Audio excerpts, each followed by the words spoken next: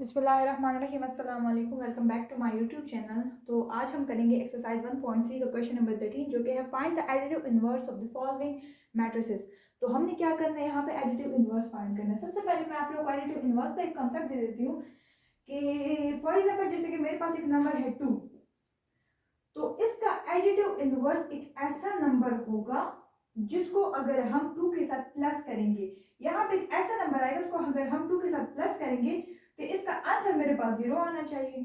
ठीक है, तो यहाँ पे मैं 2 के साथ ऐसा कौन सा नंबर ऐड करूं कि मेरे पास 0 आ जाए। जाहिर बात है -2 ही ऐड करूंगी, जिस साइन चेंज करूंगी 2 का साइन चेंज करूं, यहाँ पे लिख लूं तो 2 plus minus -2 is equal to 0। ठीक है, ऐसे ही है ना।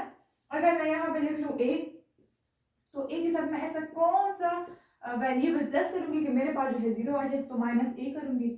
ठीक है, अब ये तो सिंपल एक एक नंबर है, एक एक वेरिएबल है। अब यहाँ पे मैट्रिक्स का एडिटिव इनवर्स फाइंड करना है। तो मैट्रिक्स में क्या होता है कि हर एक एलिमेंट का ऑपोजिट नंबर लेना है। फॉर एग्जांपल अगर यहाँ 3 है तो हमने -3 लेना है। जैसे कि मैं करवाती हूँ सोल्यूशन। a मेरे पास है 3, 4, 6 और 2। तो the additive inverse of a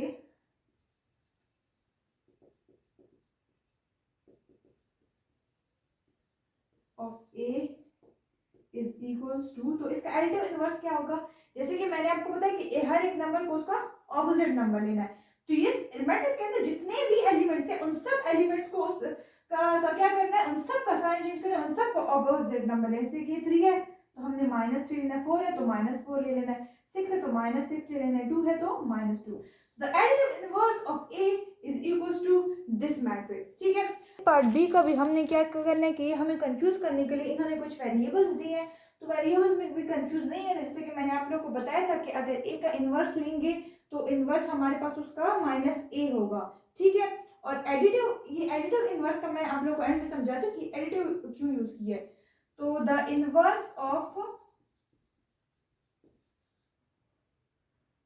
b, sorry additive भी यहाँ लिख ले, the additive inverse of b is equals to, अब ये पॉजिटिव a है तो हम इसकी जगह लेंगे -a तो a, b तो -b, c का लेंगे c, a है तो -a, -b है तो b, l है तो -l, m है -m और -n यहाँ लेंगे। मतलब जहाँ पे हमने यह क्या किया, सिर्फ हमने इनके साइन चेंज किए है। ये जो एडिटिव इनवर्स लिखा है इसका ये मतलब है कि हम इनको ऐड करेंगे, ऐड करने के बाद हमारा आंसर जो है 0 मिलना चाहिए। ठीक है, तो फॉर एग्जांपल ये मैंने दो मैट्रिक्स, इनका जो है इस मैट्रिक्स का एडिटिव इनवर्स भी फाइंड किया है। अब अगर मैं इन दोनों को ऐड करती हूँ तो क्या मुझे आंसर 0 मिल रहा है या नहीं।